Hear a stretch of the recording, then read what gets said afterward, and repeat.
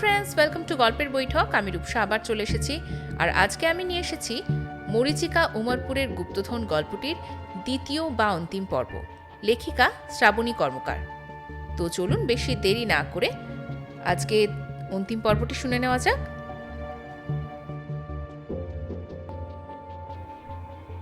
খানিকটা হকচকিয়ে উঠে অমর বলল, মানে কি সব বলছো তুমি? আমি তো কিছুই বুঝতে পারছি না। অদ্ভুতভাবে অমরের দিকে তাকিয়ে থাকলো মেঘনা, যেন কিছুই জানে না যে সে কি বলেছে একটু আগে। বেলা গড়িয়ে প্রায় বিকেল হতে এসেছে। যা পাওয়া গেছে সব গরুর গাড়িতে তোলা হয়েছে, শহরে পাঠাতে হবে অফিসে। ওখানেই এতক্ষণ ব্যস্ত ছিল অমর। মেঘনাকে কুসুমের সাথে রেখে গিয়েছিল। ফিরে এসেই দেখল সকলে আছে, কিন্তু মেঘনা নেই। কুসুমকে জিজ্ঞাসা করাতে সেও যেন আকাশ থেকে পড়ল। একটু আগেই তো ছিল দিদিমণি, হঠাৎ করে কি করে হাওয়া হয়ে গেল? রাগে মাথায় আগুন চেপে গেলেও এখন আর সেসব নিয়ে ভাবার সময় নেই। মেঘনার জন্য দুশ্চিন্তা যে অনেক বেশি। পদে পদে বিপদ ছেয়ে আছে। পাগলের মতো শুরু করেছে অমর ইতিমধ্যেই সকলে মেঘনাকে খুঁজতে শুরু করেছে। চারিদিকে তন্ন তন্ন করে খুঁজেও কোনো লাভ না হওয়ায় একটা বাঁশের খুঁটির ওপর হেলান দিয়ে দুটো হাত কপালে রেখে মাটিতে বসে রয়েছে অমর। ভেবেই চলেছে যে হঠাৎ কি হলো, কোথায় গেল মেঘনা, কোথায় খুঁজবে ওকে। এমন সময় কুসুম কাঁপা কাঁপা গলায় এসে ভয়ের সাথে বলল, দাদা বাবু, দারোয়ানটোর গরুর গাড়িটাও নাই এখানে, কিন্তু দারোয়ানটো আছে বটে। আমার মনে হচ্ছে দিদিমণি ওই পাহাড়ের পশ্চিমটো দিকে গেছে। মানে কি সব বলছো এসব? ও তো এখানে কিছুই চেনে না। দাদা বাবু, আমি মিথ্যা বলছি না। দিদিমণি রোজ ওখানে যেত আমার সাথে। দিদিমণির ঘরে থাকতে ভালো লাগতো নাই তো, তাই একদিন বলল বাইরে লিয়েটো যেতে। আমরা যেতাম বাইরে, দিদিমণিকে গোটা গ্রামটা ঘুরাইতাম। তারপর একদিন গেলাম ওখানে, ওই পাহাড়ের পশ্চিমটো দিকে। তারপর কি জানি কি মনে হলো তো দিদিমণির, শুধু ওখানেই যেতে চাইতো। আমরা না খুব নাচতাম একসাথে। দাদাবাবু, আমার মনেটা হচ্ছে দিদিমণি ওখানেই গেছে। এত কিছু হয়ে গেছে আর আমাকে জানানোর দরকার অব্দি মনে করনি? তোমাকে তো পরে দেখছি, আগে আমাকে ওখানে নিয়ে চলো। কুসুম আর বেশি দেরি না করে কয়েকটা গরুর গাড়ির ব্যবস্থা করলো। সাথে সাথে অমর আর কুসুম উঠে পড়লো একটায়। কলিগরাও এই অবস্থায় একা ছাড়ল না অমরকে। রাস্তায় মেঘনার সাথে কাটানো সময় কি হয়েছে কি না হয়েছে সব ছোট বড় ঘটনা বলতে শুরু করলো কুসুম। টানা 2 ঘন্টা গাড়ি টলমল করে চলতে চলতে অবশেষে এসে পৌঁছলো ওরা পাহাড়ের পশ্চিম দিকে। অমর বিস্ফারিত চোখে দেখল সত্যি সেখানে মেঘনা রয়েছে, কিন্তু নিজের চেনা মানুষটাকে ভীষণ অপরিচিত লাগছে। যেই মেয়ে কোনোদিনও কোনো পরিস্থিতিতেই নাচেনি, নাচের নাম শুনলে যার জ্বর আসতো, সে আজ এক দক্ষ নৃত্যাঙ্গনার মতো নেচে চলেছে, নিজের মনে গান গেয়ে গেয়ে। বেশ কয়েকবার চিৎকার করে ডেকেও কোনো লাভ হলো না, যেন কিছু শুনতেই পায়নি মেঘনা। এমনকি অমরের উপস্থিতিও টের পায়নি। হাত পায়ের কি ভঙ্গি, চোখের কি চাউনি, যেন স্বর্গ থেকে স্বয়ং কোনো অপ্সরা মর্তে নেমে এসেছে। নাচই যেন জীবন, নাচ ছাড়া আর কিচ্ছুটি যেন সে বোঝে না। অমর দৌড়ে গিয়ে মেঘনার হাতটা ধরে টেনে নিজের দিকে টেনে নিয়ে বলল, এসব কি মেঘ, তুমি এখানে কেন এসেছো আমাদের না জানিয়ে? এসব শুরুটা করেছো কি? খুব উৎসাহিত হয়ে আনন্দের সাথে মেঘনা বলে উঠল, ওসব ছাড়ো না, দেখো না কি সুন্দর রাজবাড়ি, এত সুন্দর প্রাসাদ আমি এর আগে কখনো দেখিনি। দেখো না, দেখো কি সুন্দর ঝুমুরটা, কি সুন্দর সব দেওয়ালের কাজ, সিঁড়ি মেঝে, আমি নিজের চোখে এত সুন্দর এর আগে কিছু হয়তো দেখিনি, জানো তো কখনো। আশেপাশে কত রাজা মহারাজা, সবাই কত কত গয়নাকাটি পরে আছে, দেখো কি সুন্দর লাগছে না সবাইকে, তাই না? আর ওকে দেখো, ওকে কি সুন্দর নাচে ও, আমাকেও তো ও বললো ওর সাথে নাচতে। কথা শেষ করার আগেই অমর মেঘনাকে 2 হাত ধরে ছাকিয়ে উঠল। মেঘ, কি সব বলছো তুমি? এখানে এখানে কেউ নেই, কেউ নেই। না, তোমার কি মাথা খারাপ হয়েছে নাকি? এই তো তোমার তোমার সব চোখের দিকেই। চারপাশে তাকাতে যেন মেঘনার আশপাশটা মুহূর্তের মধ্যে বদলে গেল।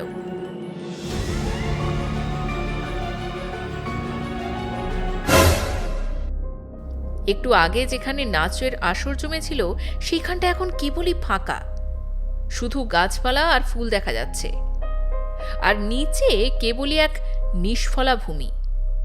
নিজের চোখে এসব কিছু দেখে সহ্য করতে না পেরে মাথা ঘুরে মাটিতে লুটিয়ে পড়ল মেঘনা। অমর মেঘনাকে তুলে নিয়ে গেল গাড়িতে।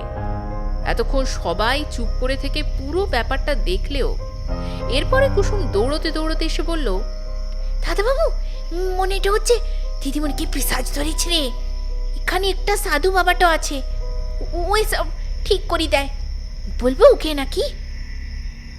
অমর কিছু না বলে চুপচাপই রইল। অনেকবার জল ঝাপটা দেওয়ার পরও মেঘনা চোখ খুলল না। ঘরে ফিরে বিছানায় মেঘনাকে শুইয়ে নিজেও ওর পাশে ছায়ার মতো পড়ে রইল। মাঝরাতে মেঘনার জ্ঞান ফিরল।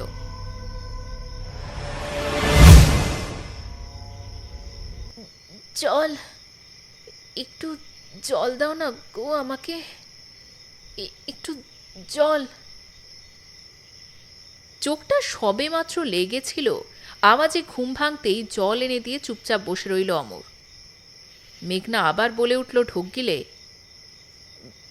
বিশ্বাস করো, ওখানে সত্যি কিছু ছিল, আমি কেন মিথ্যে কথা বলবো বলো, আমি নিজের চোখে দেখেছি। মেঘনাকে ঘুম পাড়িয়ে দিয়ে নিজে বসে রইল অমর। পরদিন সকালেও মেঘনা একই কথা বলে গেল। জামা কাপড় গোছানো শুরু করে দিয়েছে অমর। এমন সময় মেঘনা এসে বসে পড়ল।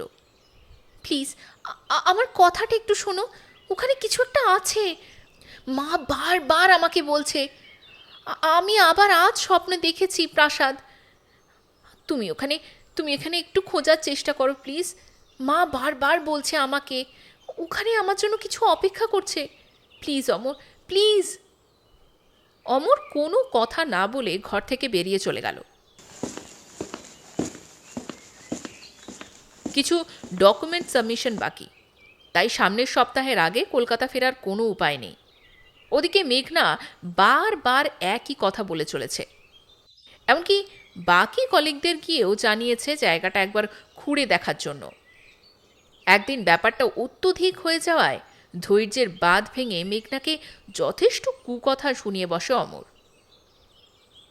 আবার মা হারা মেয়েটাকে এইভাবে কষ্ট দেওয়ার জন্য নিজের মনের মধ্যে একটা অপরাধবোধও কাজ করে।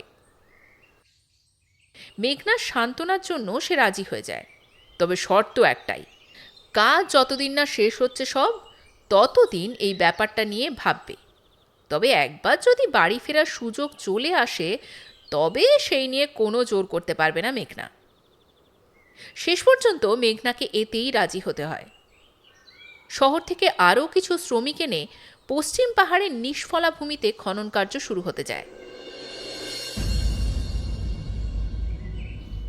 রোজ খনন কাজ চালিয়ে মোটামুটি 50 হাত মতো গর্ত খুঁড়েও কোনো কিছু পাওয়া গেল না। ওদিকে ফিরে যাওয়ার দিন প্রায় স্থির। সমস্ত জিনিসপত্র গোছানো প্রায় শেষ হয়ে এসেছে। গরুর গাড়ির দরজায় পৌঁছলেই বেরিয়ে পড়তে হবে। অমরের কাছে আর কয়েকটা দিন থাকার জন্য অনুরোধ করতে ইচ্ছে করলেও আর সাহসে কুলোল না। গরুর গাড়ি এসে পড়েছে গেস্ট হাউসের দরজায়। কামলি আর কুসুম এক এক করে সবার জিনিসপত্র গাড়িতে তুলতে লাগলো। সব শেষে বিদায় বেলায় মেঘনা ছলছল চোখে গেস্ট হাউসের সকলকে শেষবারের মতো দেখে নিচ্ছে। কুসুম এসে জড়িয়ে ধরল তার দিদিমণিকে। এরপর আর চাইলেও যে কখনো দেখতে পাবে না তার দিদিমণিকে। অবশেষে সকলকে বিদায় জানিয়ে গরুর গাড়িতে উঠে বসল মেঘনা। চোখ বেয়ে এক ফোঁটা জল নেমে এসেছে। মনে তখনও প্রার্থনা, যদি যদি কোনো মিরাক্কেল হয়ে যায় শেষ মুহূর্তে। গাড়িটা আস্তে আস্তে চলতে শুরু করলো। চেনা মানুষগুলো একটু একটু করে চোখের আড়াল হতে লাগলো। এমন সময় অমর শুনতে পেল পেছন থেকে কারা যেন ডাকছে চিৎকার করে। কেউ একটা দৌড়েতে দৌড়েতে আসছে। পেছনে তাকাতেই দেখলো, আরে এ যে দিলিরাম, ওর তত্ত্বাবধানেই তো শ্রমিকরা কাজ করত। গাড়ি থামিয়ে নেমে পড়লো অমর। भाऊजी भाऊजी, आज सुबह को एक आदमी अपना वो भैंस का झुंड लेकर गया था घास खिलाने पास में ही। पता नहीं कैसे भैंस उधर नीचे गिर गया। वो आदमी ढूंढने गया तो देखा वो नीचे फंस गया है। फिर वो मेरे पास आकर बोला, दो आदमी नीचे उतरा तो बोला कि नीचे कुछ है जिसमें पैर अटक गया है। हाँ, आप जल्दी चलिए बाबूजी। তাড়াতাড়ি গাড়ি ঘুরিয়ে সকলে পৌঁছলো ওখানে। অমর দড়ি ধরে গর্তে নামলো। মেঘনাও জোর করায় কোনো রকমে নিচে নামানোর ব্যবস্থা করা হলো। আরও কিছুটা মাটি খুঁড়তেই বেরিয়ে পড়ল শক্ত কোনো পাথরের তৈরি বিছানা স্বরূপ, যার এক প্রান্তে রয়েছে কোনো একটা ছোট্ট চূড়া। এর লোহার আংটাতেই ওই ভ্যাসের পাখানা আটকে গিয়েছিল। ২০-২৫ জন শ্রমিক মিলে চেষ্টা করেও সেই পাথরের বিছানা ভাঙতে পারল না। অথচ বেশ কিছুবার মারতেই বোঝা গেছে যে ভেতরটা ফাঁপা, অর্থাৎ ভেতরেই হয়তো কিছু আছে। আসলেই কোনো গুপ্তধনের আধার। বেগতিক দেখে আনা হলো কংক্রিট ব্রেকার মেশিন। বেশ কয়েকবার পাথরে মেঝেতে চালানোর পর অবশেষে কিছুটা ছোট ফুটো হয়ে পাথর নিচে খসে পড়ল। তবে যতটা ফুটো হয়েছে তাতে বিন্দুমাত্র আন্দাজ করা যায় না যে ভেতরে কি আছে। আরও কিছুবার মেশিন চালিয়ে মানুষের প্রবেশের গর্তের মতো তৈরি করা হলো। দমকা হাওয়ার মতো ধুলো ভেতর থেকে বাইরে বেরিয়ে এলো, আর তার সাথে এক উদ্ভট ভ্যাপসা গন্ধ। এতদিন বন্ধ থাকার পরিণতি। টর্চ জ্বালিয়ে বাইরে থেকে কোনো আন্দাজ করা গেল না ভেতরটা ঠিক কতটা গভীর বা ভেতরে ঠিক কী ধরনের পরিস্থিতি। কয়েকটা পাথর নিচে ফেলে বোঝা গেল যে ভেতরটা হয়তো ৩০-৪০ হাত মতো গভীর হতে পারে। সেই মতো লম্বা দড়ি নিচে ফেলে দেওয়া হলো, আর বাইরে থেকে ২০-২৫ জন লোক শক্ত করে দড়িটা ধরে রইল। বিশিষ্ট প্রশিক্ষণপ্রাপ্ত কিছু মানুষের দল উপযুক্ত স্যুট, মাস্ক, গ্লাভস আর গামবুট পরে অক্সিজেন সিলিন্ডার নিয়ে কিছু পিস্তল ও টর্চ কোমরে বেঁধে দড়ি ধরে এক এক করে নিচে প্রবেশ করতে শুরু করলো। প্রথম ব্যক্তি দড়ির গিঁটে হাত পা আটকে আটকে নিচে নামছে। কিছুক্ষণ পর মাটির আভাস পাওয়ায় লাফ দিয়ে নিচে নামল। দড়ি এতক্ষণ টান টান ছিল, পরে আলগা হয়েছে বুঝতে পেরে দ্বিতীয় ব্যক্তিও এইভাবে নিচে নামতে শুরু করলো। বেশ কিছুক্ষণ বাদে নিচ থেকে গ্রিন সিগন্যাল পেলে অমর ও তার সঙ্গীরা নিচে নামতে শুরু করলো এক এক করে। ওদিকে মেঘনা তো নাছোড় বান্দা। অমরের হাজার বারণ করা সত্ত্বেও দড়ি বেয়ে নিচে নামতে শুরু করলো। একটু অসুবিধে হলেও রহস্যভেদের উৎসাহ সব ভয় আর অসুবিধে পেরিয়ে উঠেছে। মাটির প্রায় কাছাকাছি আসলে অমর দু হাতে কোমর ধরে মেঘনাকে নামিয়ে দিল। চারপাশে এত ধুলো আর ঝুল জমে আছে যে কিছুই আর ঠিকঠাকভাবে নজরে আসছে না। মুখে মাস্কটা খুব ভালোই কাজে লাগছে। হাত দিয়ে ঝুল সরিয়ে সরিয়ে একটু একটু করে দল বেঁধে সকলে এগোচ্ছে।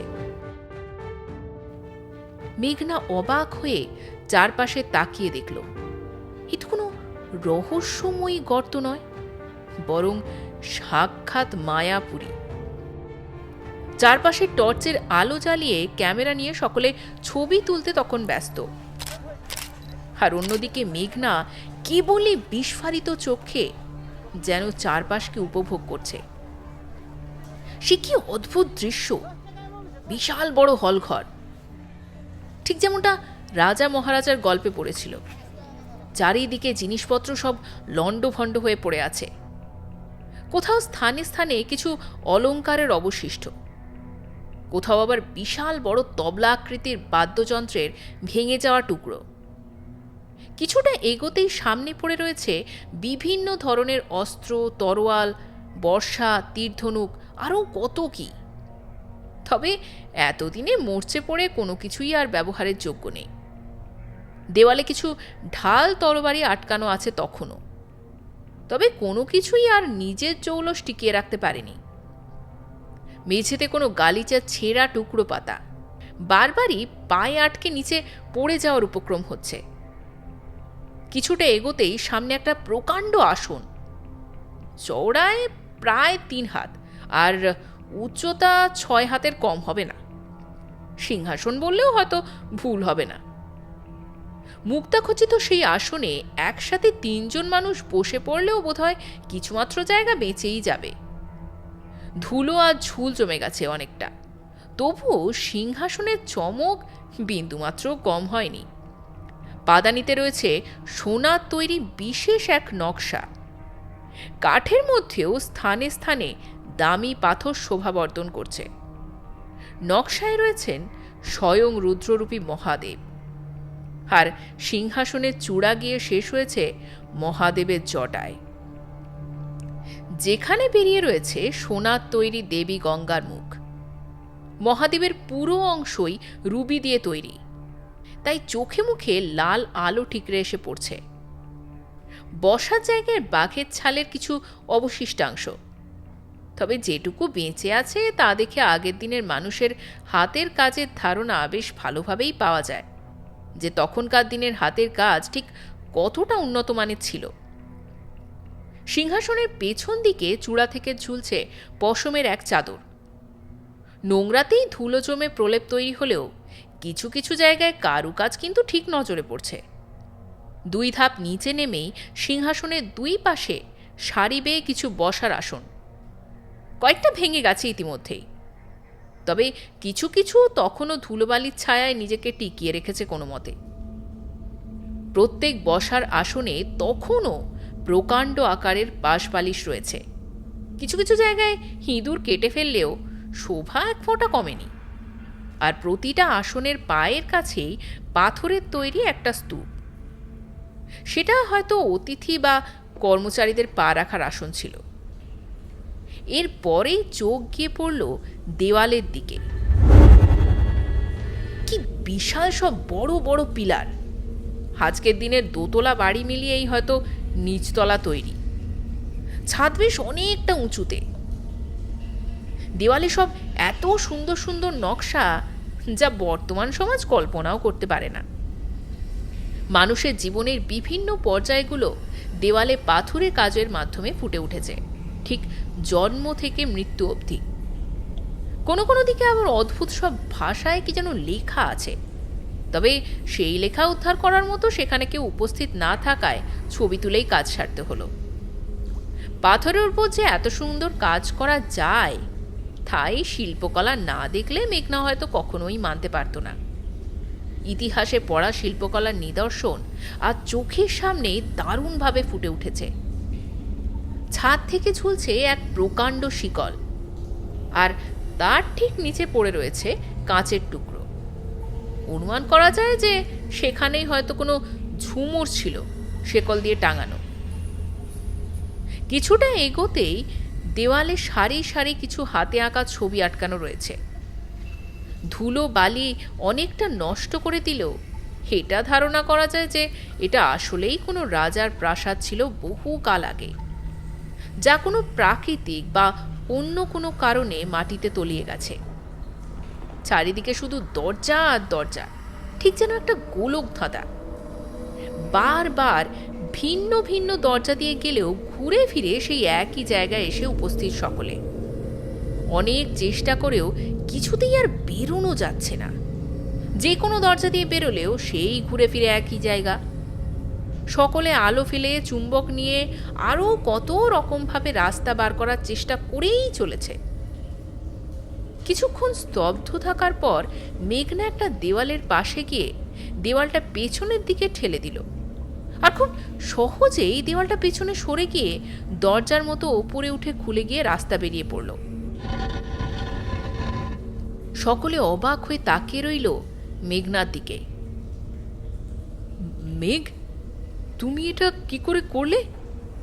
আমরা এত চেষ্টা করেও পারলাম না, আর তুমি এত সহজে রাস্তা বার করে দিলে। জানি না, হঠাৎ মনে হলো এই জায়গাটা আমার খুব চেনা, জানো তো।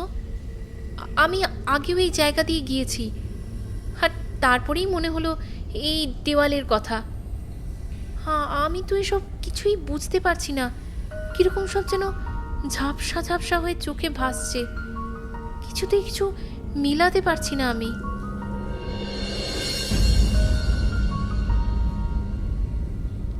বেশি কথা না বাড়িয়ে মেঘনার মাথায় কিছুক্ষণ হাত বুলিয়ে সান্ত্বনা দিয়ে শক্ত করে হাত দুটো ধরে এগিয়ে চলল অমর। সামনে বেশ কয়েকটা রাস্তা চলে গেছে, একটা সিঁড়ি দিয়ে বেয়ে ওপরে চলে গেছে, আর একটা গেছে নিষ্ফলা নিষ্প্রাণ মাঠের দিকে, আবার একটা গেছে অন্দরমহলের দিকে। অবশেষে সবাই বিভিন্ন দিকে ছড়িয়ে পড়ল। তবে সকলের আদেশ, দল ছেড়ে অন্য কোথাও যাওয়া চলবে না, যে কোনো পরিস্থিতি হোক। অমর মেঘনাকে নিজের চোখের আড়াল হতে কিছুতেই দেয়নি। মেঘনা নিজের মতো করে এগিয়ে চলল, আর তাকে অনুসরণ করছে অমর এবং বাকি সবাই। কিছুটা এগিয়েই রাস্তা বন্ধ, সামনে শুধু একটা বিশাল আকার আয়না, আর কিচ্ছু করার নেই ফিরে যাওয়া ছাড়া। সকলে যখন ভেবে চলেছে রাস্তা না থাকা সত্ত্বেও এরকম দরজার কি দরকার, তখনই মেঘনা আপন মনে গিয়ে আয়নায় হাত দিয়ে যেন আয়নাখানা কাত করে ঘুরিয়ে দিল, আর সামনেই বেরিয়ে গেল মিরর ওয়ার্ল্ড। যত সকলে এগোনোর চেষ্টা করছে ততই গিয়ে ধাক্কা খাচ্ছে একটার পর একটা আয়নার সাথে। কিছুক্ষণ চুপচাপ নিজের দিকে তাকিয়ে মেঘনা 1 পা 2 পা করে এগোচ্ছে, আর বাকিরা তাকে অনুসরণ করে চলছে। আঁকাবাঁকা পথে একটার পর একটা আয়না কাত করে সরিয়ে সরিয়ে এগিয়ে চলেছে। শেষ আয়নাটা ঘোরাতেই একটা বিশাল বড় বারান্দা।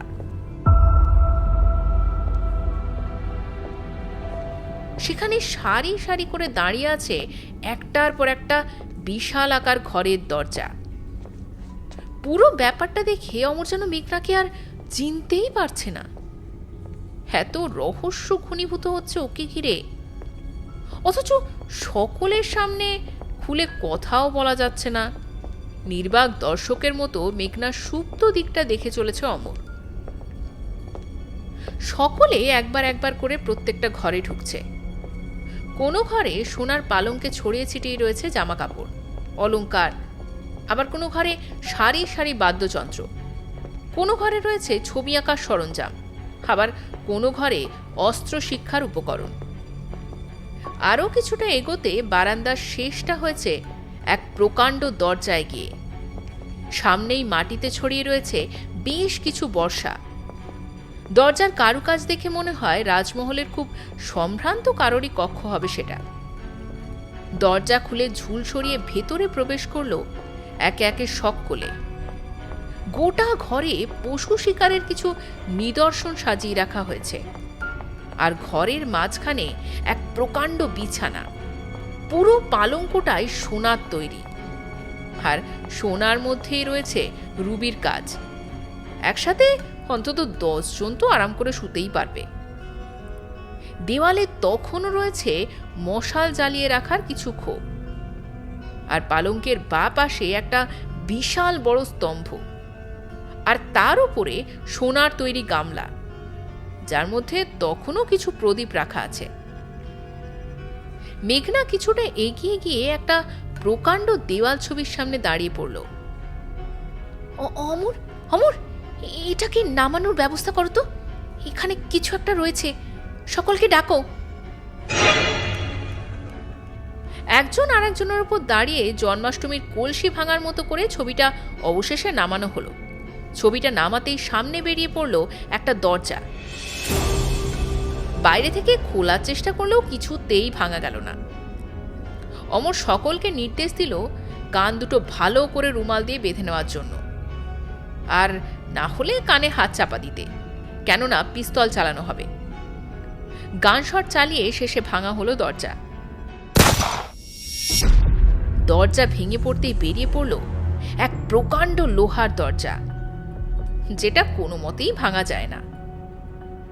আজও ঠিক আগের মতোই সুস্থ সবলভাবে বিদ্যমান।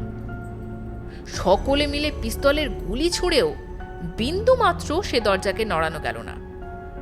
মেঘনা সামনে গিয়ে দেওয়ালের পাশে থাকা হাতলখানা টেনে নিচের দিকে নামিয়ে দিতেই বেরিয়ে পড়ল এক সুড়ঙ্গ।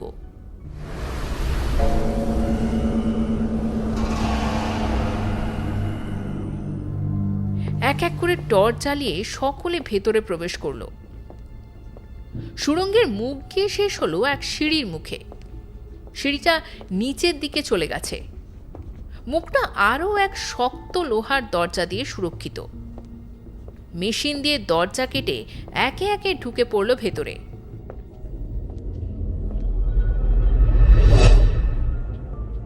প্রায় ৮০ খানা সিঁড়ি পেরিয়ে অবশেষে একটা কাঠের দরজা, যার একটা পাল্লা মাটিতে ভেঙে পড়ে আছে। সকলের চোখে একটা তীব্র আলো এসে পড়ল।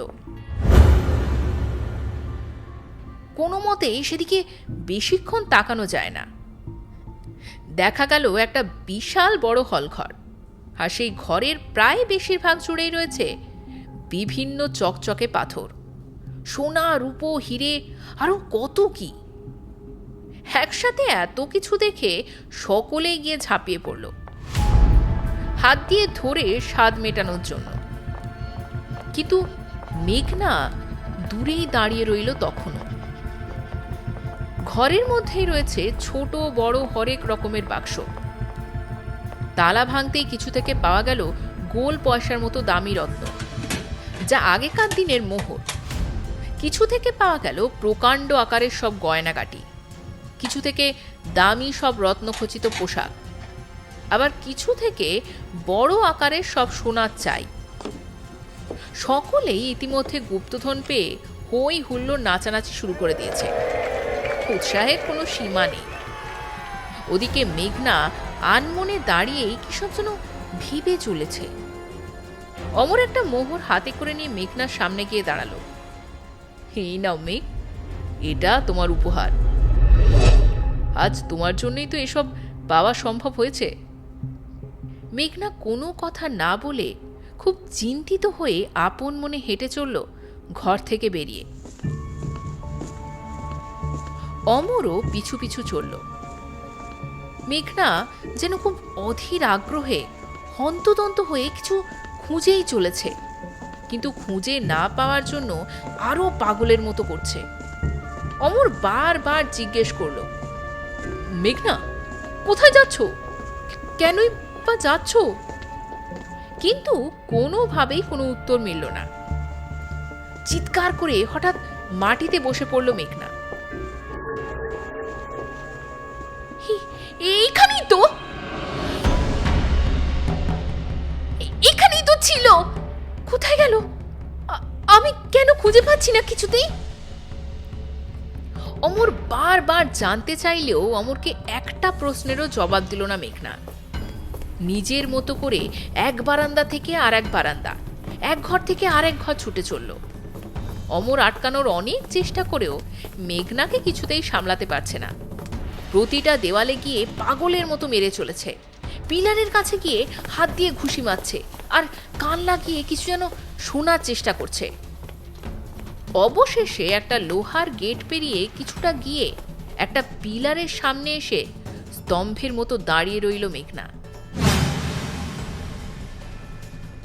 স্তম্ভটা বেশ উঁচু, তবে বাইরে থেকে আর একটা লেয়ার দেওয়া হলেও কোনো কারণে সেটা ভেঙে পড়েছে।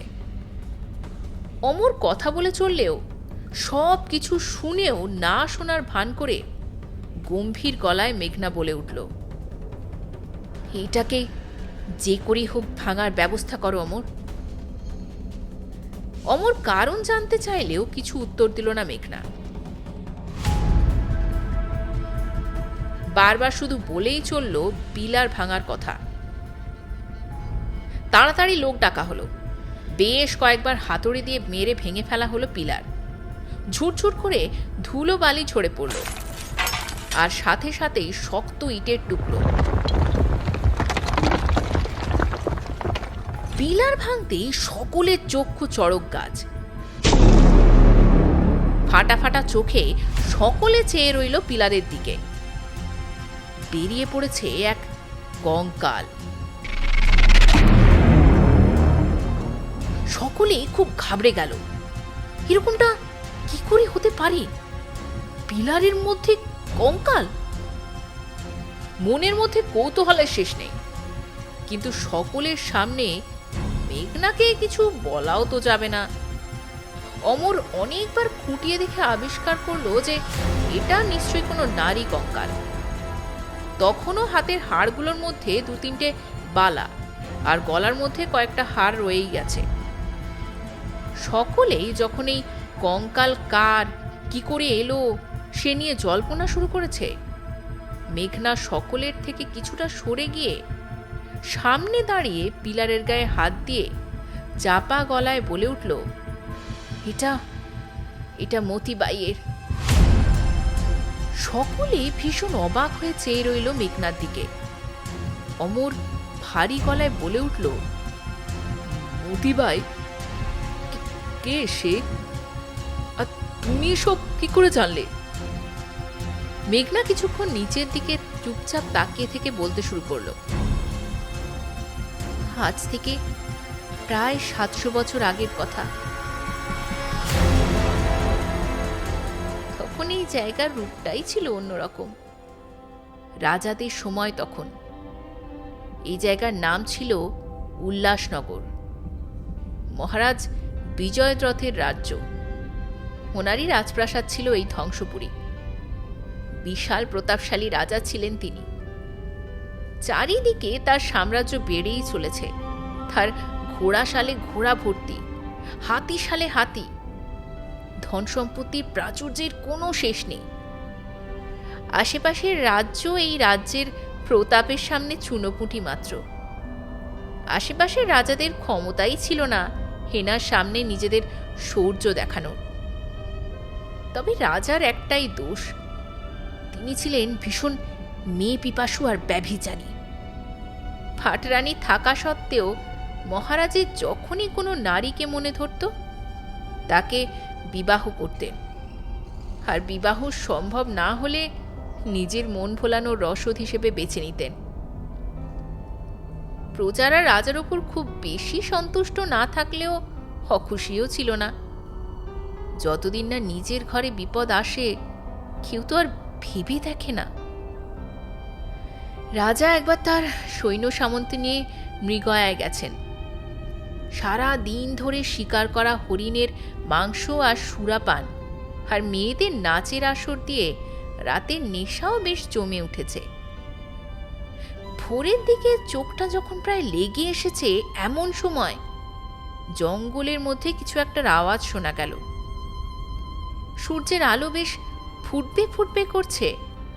সেই সময় মহারাজের ঘুম ভাঙল সেই আওয়াজে। তরোয়াল হাতে তিনি পা চেপে চেপে এগিয়ে গেলেন। কিছুটা যেতেই গাছের পেছনে লুকিয়ে দেখলেন ঝর্ণার পাশে কিছু কিশোরী নেচে চলেছে ঘুঙুর পায়ে, আর তাদের প্রশিক্ষণ দিচ্ছে এক যুবতী রমণী। দূর থেকেই তার রূপের ঝলক দেখে মুগ্ধ হলেন মহারাজ। মনের মধ্যে জেগে উঠল হাজার লালসা। গায়ের রং যেন গলে যাওয়া সোনা, ঘন কালো মেঘের মতো চুল, বেশ সুন্দর দুটো পটল চেরা চোখ। শরীরের কায়দা এত সুন্দর যে সহজে চোখ ফেরানো যায় না। হাতের কি ভঙ্গি, পায়ের কি তাল, কোনো মতেই যেন চোখ সরে না। রাজ্যের কোনো রমণী তো থাক, কোনো মহারানীর মধ্যেও এরকম রূপের আভা তিনি আগে দেখেননি। প্রশিক্ষণ শেষ হলে আড়াল থেকেই তার পিছু নিতে শুরু করলেন মহারাজ। খানিক বাদে তার সৈন্য সামন্ত নিয়ে হাজির হলেন কন্যার কুটিরে। সেখানে সে তার বৃদ্ধা মায়ের সাথে থাকে। নিজের পরিচয় তুলে ধরে দাবি জানালেন সেই কন্যা মণিমালাকে নিজের পত্নী রূপে পাওয়ার। মণিমালার সাথে সাথেই নাকচ করে দিল। সে জানিয়ে দিল যে সে কখনো বিবাহ বন্ধনে আবদ্ধ হতে চায় না। নাচই তার জীবনের সব, নাচ ছাড়া তার জীবনে আর কিছুই নেই। এর জন্য যদি তার মৃত্যুদণ্ড হয় তবে সেটাও সে মেনে নিতে রাজি।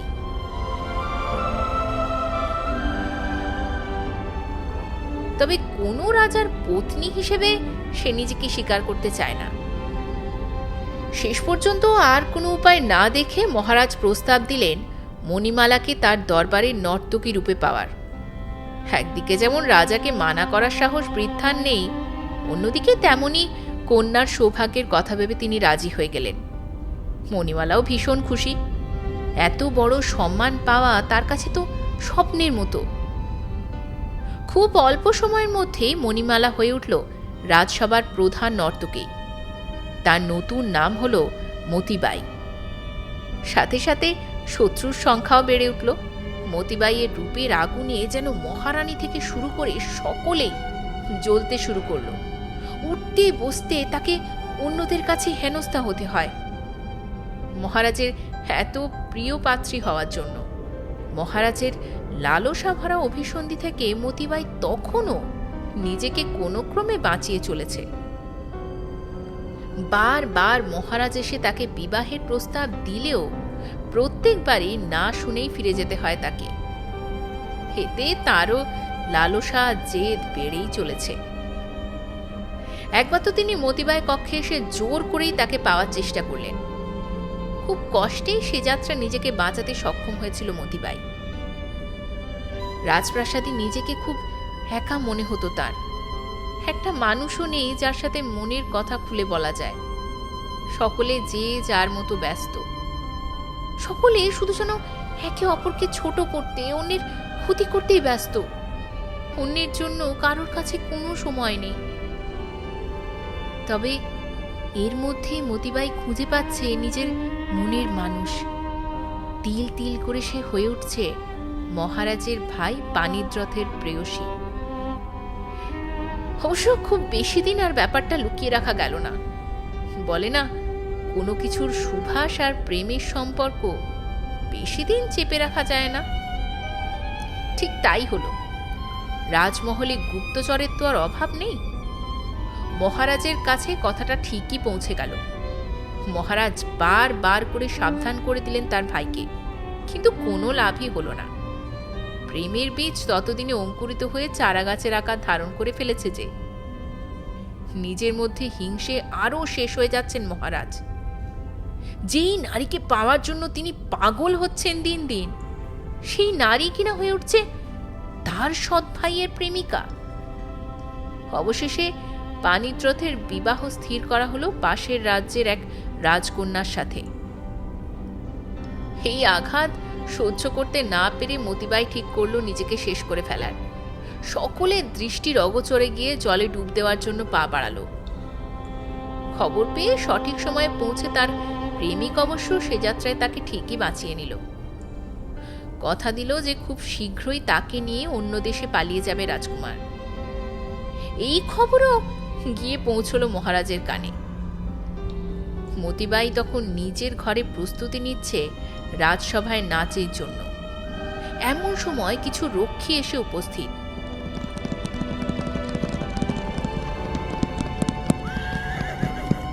কারণ জানতে চাইলে তারা জানায় যে মহারাজের আদেশ, তাকে বন্দি করে রাজসভায় নিয়ে যাওয়া হবে। তাদের সাথে যেতে রাজি না হলে তার মুখের মধ্যে কি একটা তরল ছিটিয়ে দেয় এক রক্ষী। এরপরে চিৎকার করে মাটিতে শুয়ে পড়ে সে। মুখটা হাত চাপা দিয়ে চেপে রেখে চিৎকার করে ছটফট করতে থাকে। সেই অবস্থাতেই তাকে চুলের মুঠি ধরে টানতে টানতে নিয়ে যাওয়া হয় রাজসভায়। চাবুক দিয়ে বারবার মারতে থাকে রক্ষীরা। ওদিকে মতিবাই তখনও ছটফট করে চলছে। সকলের সামনে তাকে হেনস্থা করা হয়। এরপরেই মহারাজ এসে সামনে দাঁড়িয়ে তাকে বলে যে সে বিয়েতে রাজি কিনা। কিন্তু মতিবাই জানিয়ে দেয় যে সে মরতে রাজি, তবু কিছুতেই ওই নারী পিপাসুকে বিবাহ করবে না।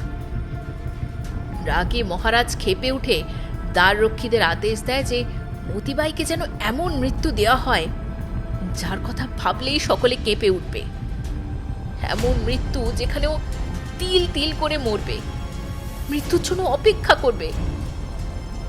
চাবুক মারতে শুরু করে মহারাজ। মারতে মারতে একটা পিলারের সামনে নিয়ে গিয়ে ফেলে। আদেশ দেয় রক্ষীদের তাকে যেন ওই পিলারের সাথে বেঁধে তার উপরই ইটের দেওয়াল তুলে দেওয়া হয়। রাজার আদেশ তা তো অক্ষরে অক্ষরে পালন করতেই হয়।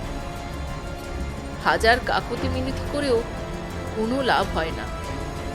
মুখটা পুরো ঝলসে গেছে, মুখের কথাগুলো আর স্পষ্টও নয়। চোখের জল যত মুখের উপর এসে পড়ছে ততই যেন জ্বলন আরও বেড়ে যাচ্ছে। হাত পা ফেটে রক্ত বেরোতে শুরু করছে, পিঠের জামা ছিঁড়ে গিয়েছে, আর রক্ষী এসে ছুরি দিয়ে শরীরের বিভিন্ন জায়গায় ক্ষত বিক্ষত করতে শুরু করেছে। পুরো জামা কাপড় রক্তে ভিজে গেছে। মেঝেতে মেঝেতে লাল রক্তের ঘন প্রলেপ। সোজা হয়ে দাঁড়িয়ে থাকাও যাচ্ছে না। শরীর এবার হাল ছেড়ে দিয়েছে। বেঁধে রাখা দড়িগুলোর ওপরেই শরীরটা নেতিয়ে পড়ল। আর ওদিকে পিলার ঘিরেই চারপাশ দিয়ে ইটের দেওয়াল তৈরি হচ্ছে। কাঁপা গলায় তখনও শেষবার প্রাণ ভিক্ষার আবেদন করছে মতিবাই। ওদিকে পানিদ্রত এ ব্যাপারে কিছুই জানে না। দেওয়াল বেশিরভাগটাই যখন তোলা হয়ে গেছে আর কিছুটা মাত্র বাকি, এমন সময় মাটি খুব বিশ্রীভাবে কেঁপে উঠল। চারপাশটা যেন মাতাল হয়ে দুলছে। কোনো এক জায়গায় স্থির হয়ে দাঁড়ানোরও উপায় নেই। মনে হচ্ছে মুহূর্তের মধ্যে সবকিছু ভেঙে পড়বে। শ্রমিকরা কাজ ছেড়ে যে যার মতো পালাতে শুরু করলো। কিন্তু অনেক অনুনয়ের পরেও কেউ এসে আর মুক্ত করলো না। পুরোটা শুনে ভূত দেখার মতো চেয়ে রইল সকলে মেঘনার দিকে। অমর কিছুই যেন বুঝতে পারছে না। ওর আর মাথা কাজ করছে না, শুধু ফ্যাল ফ্যাল করে তাকিয়ে রয়েছে। খানিক বাদে বিস্মিত হতে জিজ্ঞাসা করল, তুমি এত সব কি করে জানলে মেঘনা? মেঘনা ছলছল চোখে বলে উঠল,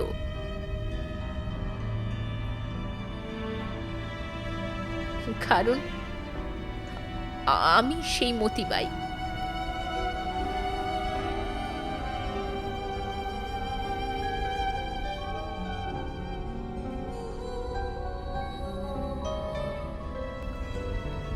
ওরা আমাকে মেরে ফেললো অমর, আমাকে মেরে ফেললো। আমার পুরোটা মনে পড়ে গেছে, পুরোটা। আমি কখনোই স্বপ্নে মাকে দেখিনি। সেই ঘোমটা টানা মেয়ে, লাল শাড়ি পরা যে মহিলা, সেটা কখনো মা ছিলই না। আমি ছিলাম মতিবাই। আমি যার সাথে নাচতাম সে আর কেউ নয়, সেই মতিবাই। এর জন্যই আমি কখনো না তার মুখ দেখতে পাইনি, তাকে ছুঁতে পারিনি, শুধুই অনুভব করেছি। মা আমাকে ছেড়ে যাওয়ার পর মৃত্যুটা আবার এত কাছ থেকে দেখলাম। মনের মধ্যে না আরো সব ক্ষোভ চেপে বসলো।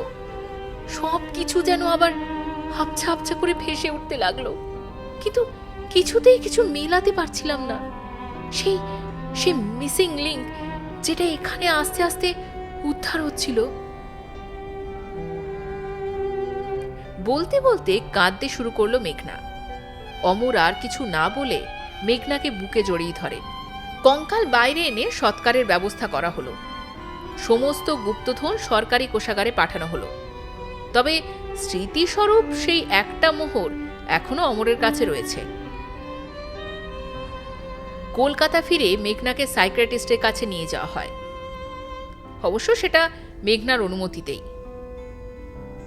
এখন মেঘনা অনেকটাই সুস্থ, আর কোনো হ্যালুসিনেশন হয় না বললেই চলে।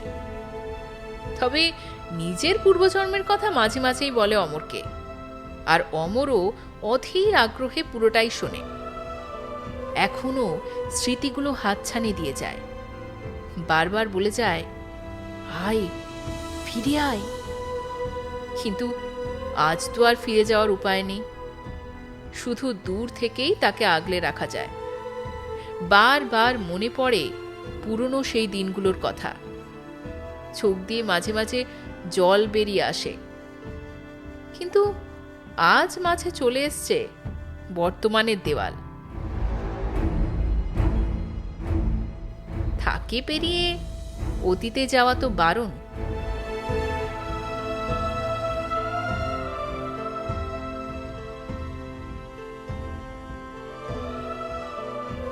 আপনারা শুনছিলেন লেখিকা শ্রাবণী কর্মকারের লেখা মরীচিকা উমরপুরের গুপ্তধন গল্পটি। গল্পটি কেমন লাগলো অবশ্যই আমাদের জানাবেন, এবং এই চ্যানেলের গল্পগুলো যদি আপনাদের ভালো লাগে প্লিজ লাইক, কমেন্ট, শেয়ার ও সাবস্ক্রাইব করে এই চ্যানেলটিকে এগিয়ে যেতে একটু সাহায্য করবেন। আর সাবস্ক্রাইব করার সঙ্গে সঙ্গে বেল আইকনটিকেও ক্লিক করতে অবশ্যই ভুলবেন না। আজকে তবে এ পর্যন্তই, পরে আবার দেখা হচ্ছে অন্য একটি গল্পের সঙ্গে। নমস্কার।